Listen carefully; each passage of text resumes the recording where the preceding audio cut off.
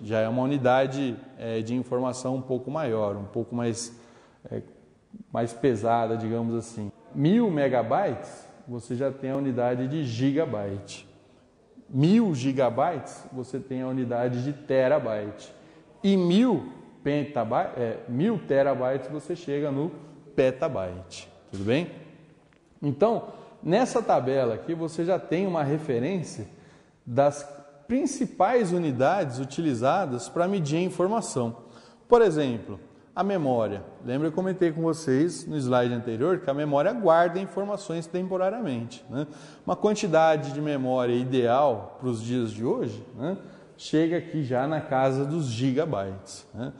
Essa memória ela já foi bem menor, ela já esteve na casa dos megabytes, dos kilobytes, né? Agora hoje, atualmente, já está na casa dos gigabytes. Para gravar informações, eu mostrei no slide anterior também que nós utilizamos os discos rígidos, né?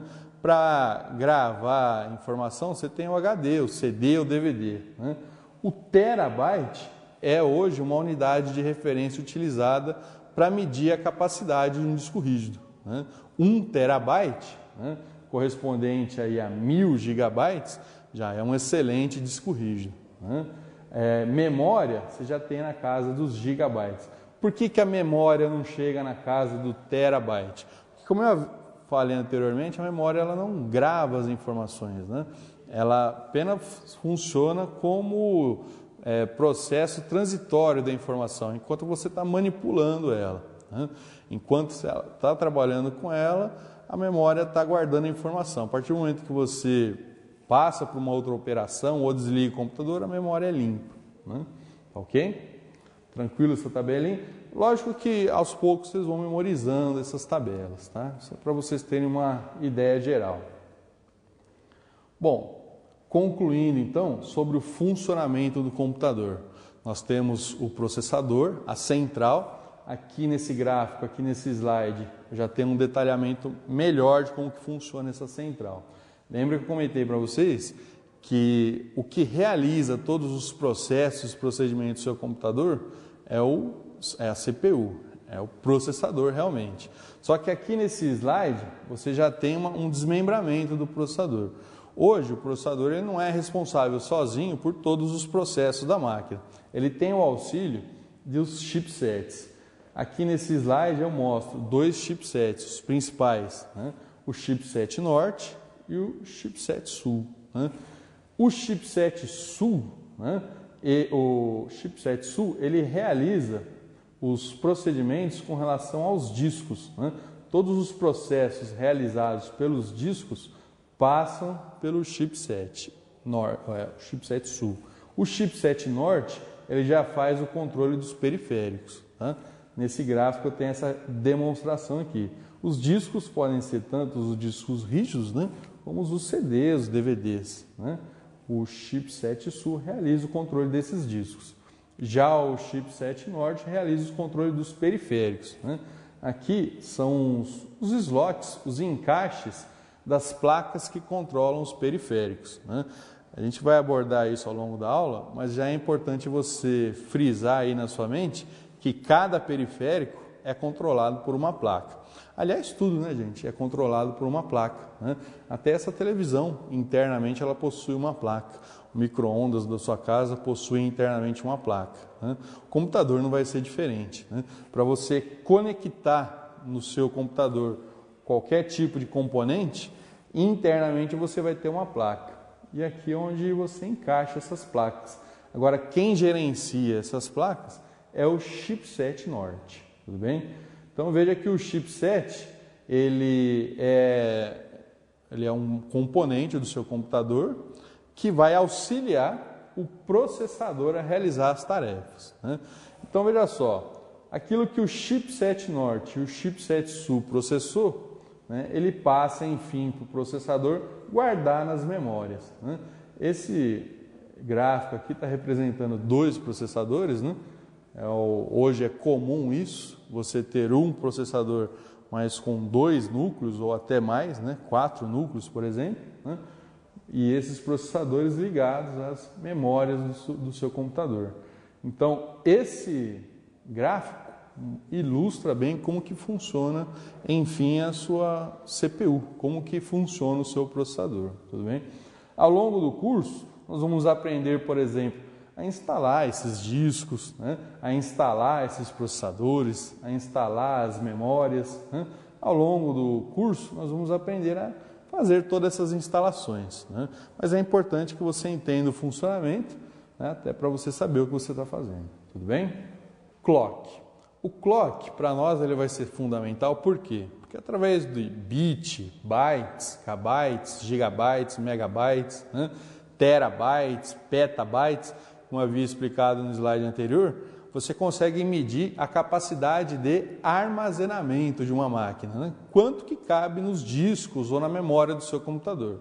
Só que um computador, ele não serve apenas para armazenar informações. Ele vai ser exigido também no que diz respeito à sua velocidade, né? É muito ruim quando você abre um software, ele demora para ser aberto, ou um computador que fica travando a todo momento, né?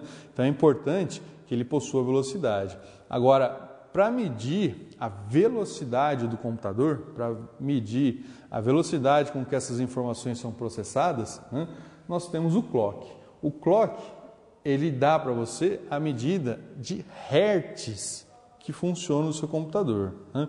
Como eu havia explicado anteriormente, o seu processador, ele é a grande central que realiza todos os processos. Ele tem lá, vocês viram, o auxílio do chipset, ele tem o auxílio das memórias, né? E ele funciona num sistema binário. O sistema binário, como eu havia explicado para vocês também, são chaves que ligam e desligam, né? Então, esse ligar e desligar de chavinhas, né, gera uma tensão. Essa tensão vai determinar uma frequência. Quanto maior essa tensão, maior essa frequência. Sendo uma frequência maior, você tem uma quantidade de hertz maior, né? Veja só, 1000 oscilações por segundo, por exemplo, gera o que a gente chama de kilohertz, né?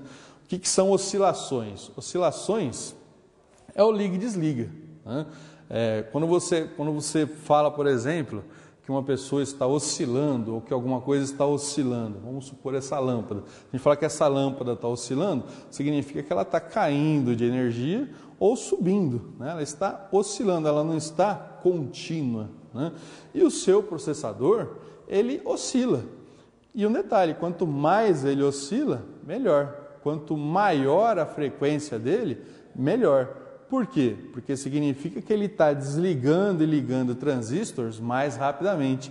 Ele está gerando uma tensão maior, ele está gerando uma frequência maior.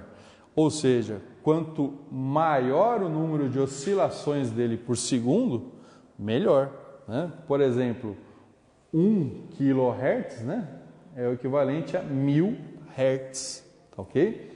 1000 kHz já equivale a 1 MHz, né, que corresponderia a 1 milhão de oscilações, né? E assim sucessivamente, tá vendo? Gigahertz, né, corresponde a 1000 MHz, 1000 GHz corresponde ao terahertz, né? Pra vocês terem uma noção, os processadores hoje em dia, eles já estão na casa do gigahertz, né? Então, um computador doméstico, por exemplo, né, ele tem aí 2 GHz, né, 3 GHz, 4 GHz, né? Tem processadores que chegam na casa do terahertz? Até tem, mas são processadores mais utilizados para servidores, um outro tipo de máquina utilizada em centrais, né? Principalmente de banco, né? Centrais telefônicas, né? Computadores que precisam de um nível, né, de oscilação mais alto, né? Ou seja, para medir o seu processador, o clock, né, é utilizado como unidade de referência, né? Já só então, pessoal, essas duas informações que nós tivemos agora são relevantes para você entender toda a configuração de uma máquina, né? Você já consegue avaliar agora a capacidade de armazenamento, né? Ou seja, quantas informações que cabem numa máquina e a capacidade de processamento, qual a velocidade de processamento dessa máquina, tudo bem? Armazenamento, bit, byte, megabyte, gigabyte, né? Velocidade, é o clock, né? kilohertz, megahertz, gigahertz, terahertz, ok? O clock, então, rege a velocidade da sua máquina, que é determinado pelo processador, tá ok?